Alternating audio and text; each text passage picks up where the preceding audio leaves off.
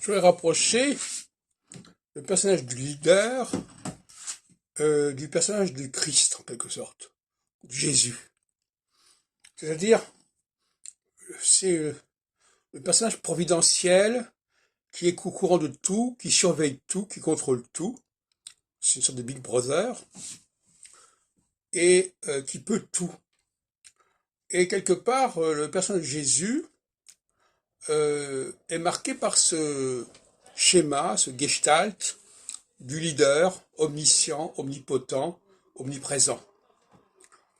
De toute façon, je crois que tout ce qui est raconté dans la Bible, dans les Écritures, est l'application d'un certain nombre de schémas. Hein, le schéma de l'envoyé vers un autre peuple. C'est d'ailleurs un schéma d'ailleurs que beaucoup de chercheurs aujourd'hui ont oublié. Le schéma du leader omnipotent, omniscient, omniprésent.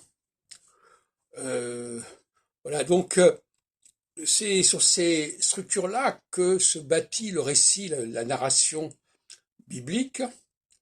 On pourrait parler aussi de la naissance, le récit de la naissance, aussi bien de Moïse que de Jésus ou que d'autres personnages. C'est aussi le phénomène du Messie, le Messie qui est envoyé vers un peuple qui n'est pas le sien. Et il faut quand même garder en mémoire ce genre de structure, parce que souvent, elle nous échappe, enfin, elle échappe au lecteur mal averti, mais en fin de compte, on a toujours un scénario répétitif quelque part. Et donc, je ne peux pas comprendre le discours des chrétiens sur Jésus sans la référence au chef qui sait tout, qui peut tout, qui veut tout, et que l'on peut prier. Parce qu'en fin de compte, prier, ça veut dire qu'on peut s'adresser à quelqu'un. Hein.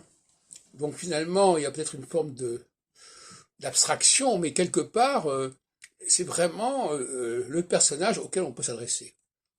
Alors maintenant, on en fait un personnage plus ou moins désincarné, c'est qu'à le dire, mais je pense que les gens qui s'adressent à Dieu ou à Jésus s'adressent au Père, à leur Père fantasmé, leur Père idéal, et plus largement à l'homme providentiel, au leader qui est au Führer même à la limite, qui sait tout, qui peut tout, et qui est dans une sorte d'éternité, puisque je disais dans un autre texte récemment, je disais que le leader il traverse le temps et l'espace.